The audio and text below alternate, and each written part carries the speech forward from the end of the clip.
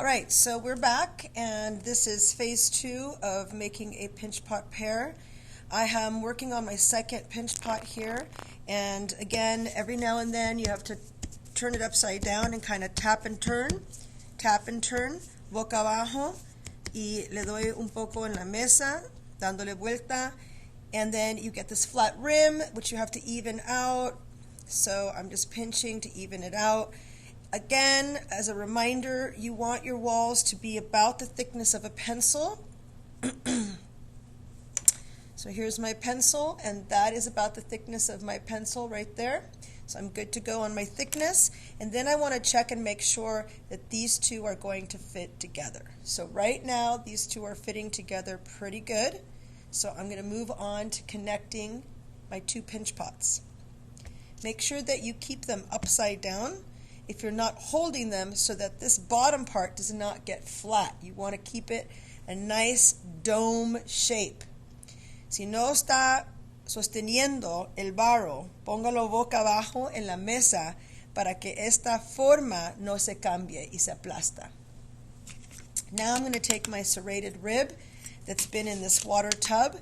You need the water because as I score, and you want to score deeply, you want to make sure that you really make some marks in that clay.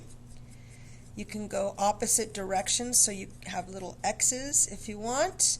So a nice even score. At this point, you're going to have to decide which is the bottom, which is the top. Set this down. So I'm going to look, and I'm going to decide that what I just scored is going to be the top. So I'm going to get a foam square and set it on my foam so it doesn't squish my bottom. Taking my serrated rib, and I'm scoring the other side. There we go. Nice and deep on the scoring. And now I'm going to use a little slip. What is slip? Slip is watered down clay, basically. So instead of adding a different consistency of clay, I'm just using a wet paintbrush, and I'm going to wet the rim of both parts. There we go. And now I'm going to connect. To connect, after you've scored and slipped, you basically push together and you give it a little twist. Give it a little twist. This makes the scoring lines adhere to each other and really gets that grip strong. If one of your pinch pots is too small, or excuse me, if one of your pinch pots is too big, you are going to create a dart, which means cutting a triangle, and this is before you connect them. Cut that triangle out, push this together, and it'll make it smaller. Mine fit pretty good, so I'm here just making sure that my connection is secure. So there we go. This is now, for here, can these two, once I have slipped and scored my two pinch pots together, I'm going to connect even more so. So one of the things that I forgot to mention when I was telling you about supplies is a wooden knife. Let's see. Looking for a wooden knife. And of course you guys can just get up and get whatever tools you need at whatever time that you need. So here we go. This is a wooden knife. Our wooden knives have a little round spoon-like end right there, and that's the side I'm going to use. I'm going to go ahead, I'm deciding that this is the top. So I am going to take the bottom, hold it, and tap it gently. Got hair in here, which I'm pulling off, sorry. So that it sits evenly on your table, right? So now this is flat right here. I'm going to take my wooden knife and diagonal, para arriba y para abajo, conectando y combinando el barro.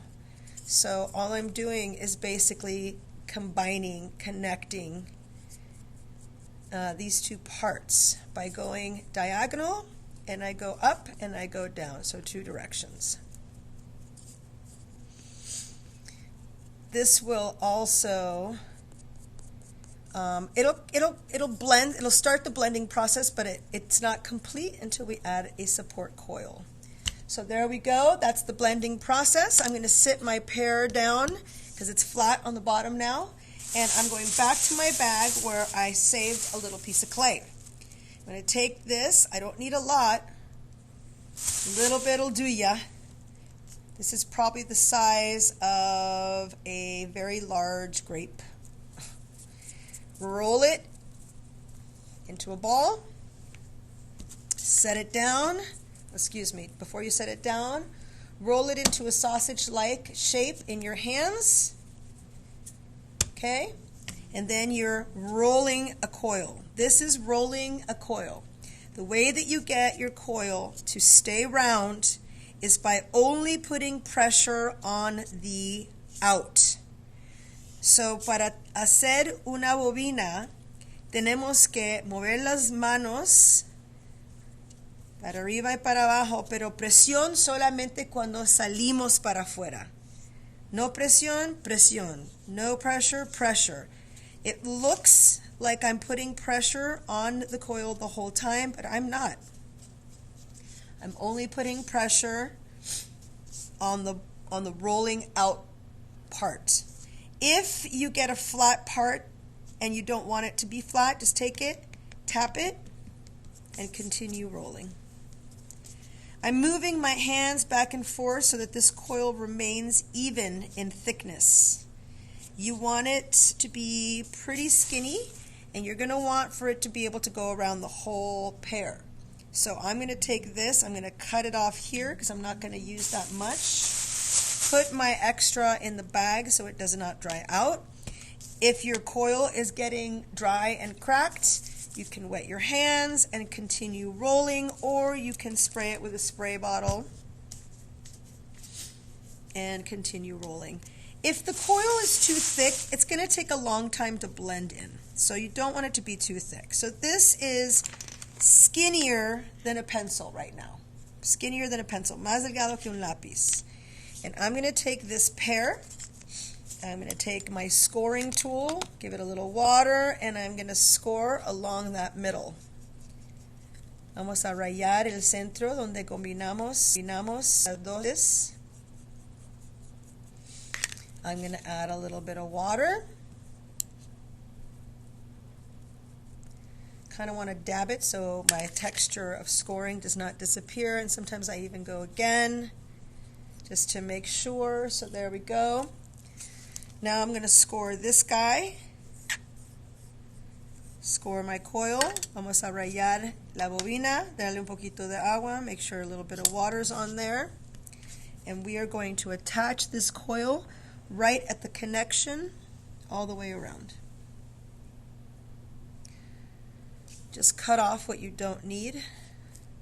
So combinamos o pegamos la bobina todo alrededor donde las dos partes se conectan. Once you have that coil, just push it in gently with your fingers. Try and make sure it's right at that connection, and now we're going to smooth. So to smooth, we're going to go down and up, and we're going diagonally. Para combinar esa bobina, alisamos diagonal para arriba y para abajo. Damos todo alrededor. If you find that after you have blended this coil into the middle of the pear, and you still have like a dip right there, you can see a little too much of a waste, then you can make another little tiny coil, add it to even it out.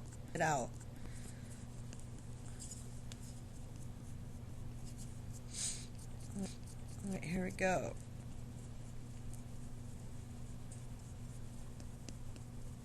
So this has been blended all the way around, and now it's about smoothing. So I like to go the other direction before I start to smooth. Vamos a seguir combinando diagonal, pero la otra dirección. And I just want to make sure that this connection is really, really strong. I don't want these two parts to come apart on me when I'm pushing in my texture or shaping my pear. So there we go. At this point, we're going to smooth. So there's many ways that you can smooth. Again, if your piece starts to crack, just give it a little spritz, not a lot, and continue smoothing. You can do it just like I'm doing with your finger, excuse me, or you can find a soft red rib and you can rib it. Usually I do all of the above. I use my fingers to smooth. I use my rib to smooth. I just want to make sure that this connection is really, really strong. Taking the excess off of my pear and smoothing. Once I've gone up and down with my rib, soft red rib, then I go across, and this guy is pretty wet, so I'm going to let it dry for a little bit. Make sure you take this sticky wet clay off of your rib. Estamos alisando con la costilla más suave que tenemos, que es la roja. So yo aliso diagonal otra vez, y cuando ya está bien combinado y no veo esa cintura, puedo ir horizontal también. The goal is to not see that waist, that connection where the two pinch pots came together. Okay, so this clay is pretty wet, pretty sticky, so I'm just going to give it one last smoothing pass, and I'm going to leave it and let it dry. When you're letting clay dry, you do not want to wrap it. You want to leave it to the air so it dries out. So there it is. That's the beginning. I'm going to make sure and tap it so it stays stable on my table, and I will walk away for a few minutes and let this guy dry. Vamos a dejarlo así, asegurando que está bien sentada, balanceada, y así la dejamos a secar por un tiempo.